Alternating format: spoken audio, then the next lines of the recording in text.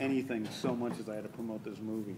And after the first round of just going from one city to the next as, the movie opened up or showed in the festival, and then doing press all day long about the movie, it gets really difficult. But, now I've had this is like the first thing I've done for a while. I've had a couple months off. I haven't done any interviews for a little while. So I feel fresh and, I'm ready. All right. Ready for your question. Do you remember the movie? I do.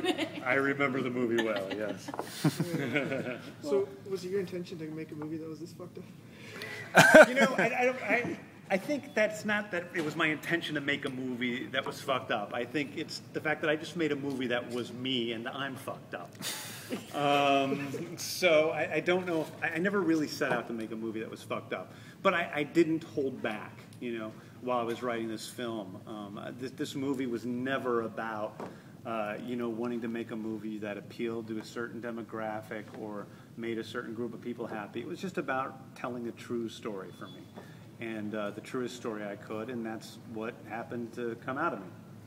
So, like you were saying, how it's got so many different genres in it, did that make it difficult to sell it and try to market this to anyone? Because it really is a hybrid. It makes it difficult to market it, that's for sure.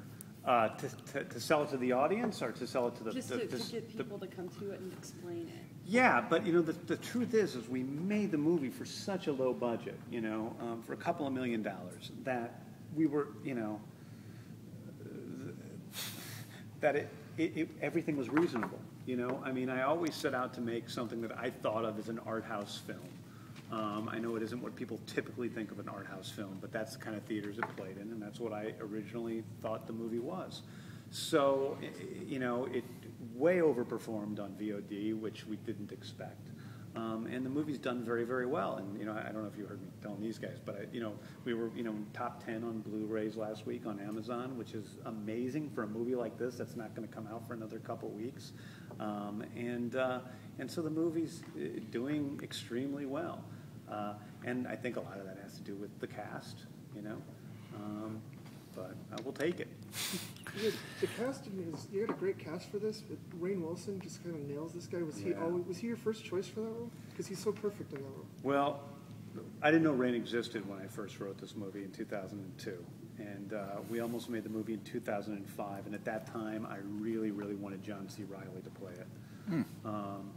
I thought he was the one guy that was, both could handle the comedic role and the dramatic aspect of the movie, who was a big enough goof he's getting picked on by his fellow cook at the diner, and who was also, physically powerful enough you can imagine him beating the shit out of people at the end of the movie.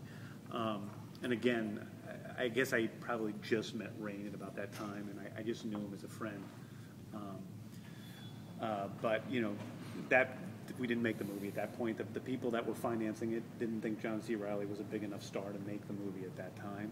And then when the movie sort of reemerged, it was because my ex-wife, Jenna, called me up and said, I really want you to make that movie. Have you ever thought of Rainn? And he just seemed perfect. And for me and Rainn, it was just an instant bond over an understanding of the script. I still don't think that there's ever been anybody who understands a movie exactly like I do in the way that Rainn does. We're very similar people in some ways. And so, yeah. He also has that kind of that edge, that psychotic kind of thing with the character needs. Yeah, he's got that, and he's a very funny guy, and he's also got a lot of dramatic range that I don't think had really been seen in long form on the screen before. And I really get a kick out of showing a different aspect of actors that people don't normally see. So I had a good time doing that with him, with showing this different aspect of Ellen Page that a lot of people hadn't seen. With Kevin Bacon, being able to take something I saw in him, like I loved Diner when I was a kid, and he's sort of this crazy character, and taking that and sort of like expanding it outward to this more fucked up individual. So I had a lot of fun with that aspect of making the movie.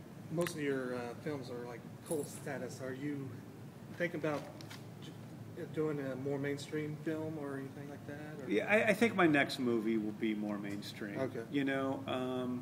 I mean, it depends on what you call mainstream. I mean, Yeah. to me, doing Dawn of the Dead's a Right, mainstream that- movie. yeah. It has a cult status, but it's also a mainstream film. Yeah. And so, whatever my next film is, will likely be more. The couple of ideas I'm toying with now are more mainstream than super. Everything's more mainstream. With Dawn, So- with Dawn of the Dead being a success, how did you take it to a new generation without upsetting the old? I did upset the old. Well, That's the one he's the best. I know. but I was a fan of both. Yeah, most people Yeah. are. Most people are. I mean, I think that again, I never think about those things. I've got something incapable of doing that. When I was writing the screenplay, I never wanted to write a remake because I always thought they were, worthless for the most part. I don't want to see a movie and then go see the same exact story again. Occasionally, the second movie's almost like a commentary on the first. I think of that way, like Scorsese's, Cape Fear or something. But for the most part, I don't want to, or like The Thing, which isn't really a remake, it's an adaptation of the same book, short story that's done in a much different way. But when Eric Newman came to me with Dawn of the Dead, I saw that the same situation could be told with a completely different story, and that people would probably be interested in seeing both. And so that's what I went with. So I just thought about telling a good story. When all of a sudden it started coming up on the web that, oh no, they're remaking Dawn of the Dead, this is like, pissing on the Bible. I was shocked. Like, I didn't know that was going to happen, but I never think of that, I mean, I wrote a novel called The Toy Collector, in which I used my name as the protagonist's name, and family members went crazy over that because there was a lot of abuse and fucked up things in the book, and again, like, there's something wrong with me. I have this, like, protective instinct as an artist where I just don't even think of it. So who knows? So you've commented before about the fact that at the same time that Super came out, there was kind of a wave of ordinary dude becomes a superhero. Yeah. At the same time that all of these films are coming out, we've also seen this weird jump in the real life superhero movement. Do you have any thoughts about like what is in like just the zeitgeist that's making this something that people are thinking about right now? Well, listen.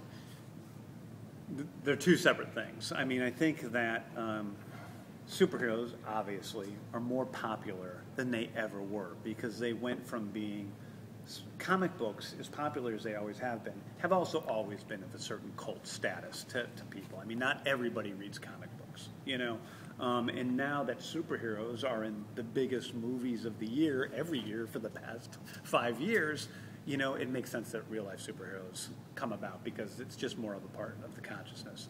And I think, likewise, it also makes sense that there's more, deconstructionist superhero tales because that's also sort of a reaction to that. Now, I think of Super as a reaction to comic books because I'm a huge comic book fan, and I've been a big fan of, The Watchmen changed my life, but, Rick Veitch, all of these sort of deconstructionist tales have always been of a big interest to me. And so doing one in movie form seems like a natural thing. So for me, that's the case. So I think in some ways it's descended from comic books, and in some ways it's just because, because you have the huge mainstream superhero movies, there can be spill-off like this and some of the other movies that are a little bit more edgy.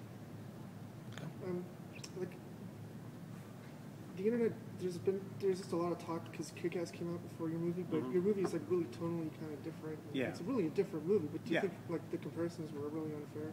Yeah.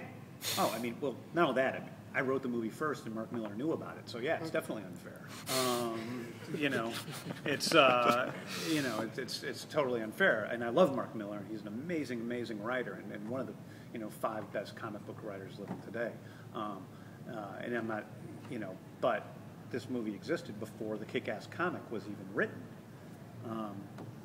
So yeah, and also, and doubly, I think it's unfair because there were 3 other Hero at Large, okay? Not to mention, Special and Defender, which came out long before Kick-Ass.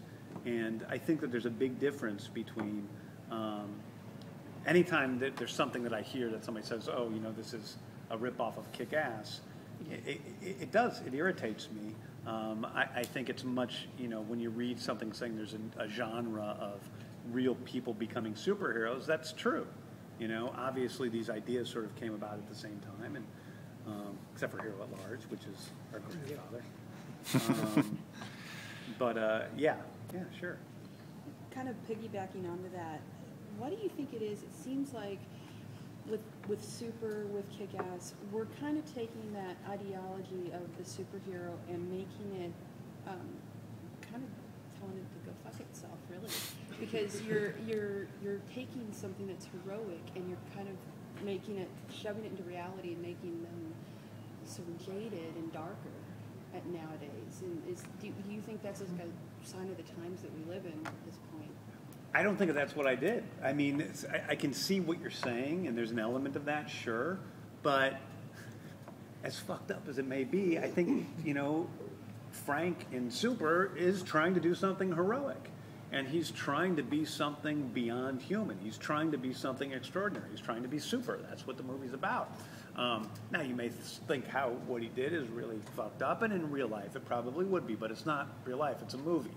And I think he is heroic in the end of the movie. I think that whether or not what he did was right or wrong, what he did was out of because he loved someone.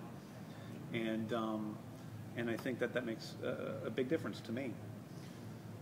Going off of that, what happens to Bolte in the movie was that sort of a kind of a commentary on the consequences that some of these real life things might have, and to follow up on that, how fun was it to do that kind of makeup effect with Ellen Page? Yeah, well, I'm always afraid to be too spoilery to people might be reading the article, but yeah, I mean, I think there are real life effects. I mean, this is a story of like if somebody tried to become a superhero, what would practically happen? And one of the things that could easily happen is somebody's going to get killed, and we'll see one of these real life superheroes will probably get killed in the next few years. I'm not saying that it's a good thing, but it's a good chance that will happen. And so that's that's what that is. I mean, listen, that's a combination makeup and CGI effect. Yeah. And that's what I love to do. I love doing that stuff, and I love being able to do effects in ways that people can't figure out exactly what they are. You kind of have a few of those kind of effects in there, especially the one where Rainn has like the top of his head comes off and he sees brain and it's being dug into the finger of God or whatever. So Yeah. Is that kind of like an obsession of yours to like get into people's heads, like and show that kind of gooey? Yeah, I think I like seeing the inside of people's heads. I think that's fair to say. I mean, it keeps us all going. I want to know what's in there. So you've done a couple of films that have involved superheroes. The specials, working on Toxic Avenger. You think you'll come back to superheroes again? Maybe. It won't be my next film, unlikely. At least not the way things are going right now. But yeah, it's possible. Yeah. So what are some of your favorite extras on the DVD and Blu-ray? Well, there's a little making of that. Miranda Bailey, our producer, actually shot and directed, and I think that's a fantastic little piece of the movie. I think there's a scene that's a deleted scene between Rainn and Liv Tyler that I always loved as a scene. The scene was amazing, but it just didn't work in the film. It slowed things down, but I love it as a scene itself, so I'm so happy people get to see that. The commentary by me and Rainn is a lot of fun and very honest and real, and so I like that. And what else is in there? Oh, there's a making of the animation, the opening animation credits that Puny Entertainment did. They just did on their own and went and made it, which is very cool. And there's some behind-the-scenes stuff at South by Southwest with Rainn and Ellen. That's fun and very, very goofy. But yeah, I like all of it. I think. Like How to Fight Crime featurette. Yeah, I think that's the South by Southwest stuff. Yeah. It seemed like a fun cast. How was it like working with Rainn and Ellen and Liv? Well, they're all consummate professionals. I mean, the movie was a very, very difficult movie to make, but there was no one on set who was a problem. And I mean, none of the main actors. And so that was a real, very relieving. I'd say more than, it's not fun because it's a hard movie to make, but it was very relieving to have actors who all showed up on set, on time. People didn't complain. I mean, we're living in squalor. It was not a comfortable situation. And to have Kevin Bacon come in, who's, been in a million movies, is an icon. And then to be in one of these little honey wagon trailers that's like, barely enough room to sit down and is a really cool thing. Did you have him in mind for that part, or did you ask him to be in it? Or? No, we asked him to be in it. We got him in the movie about a week and a half before we shot.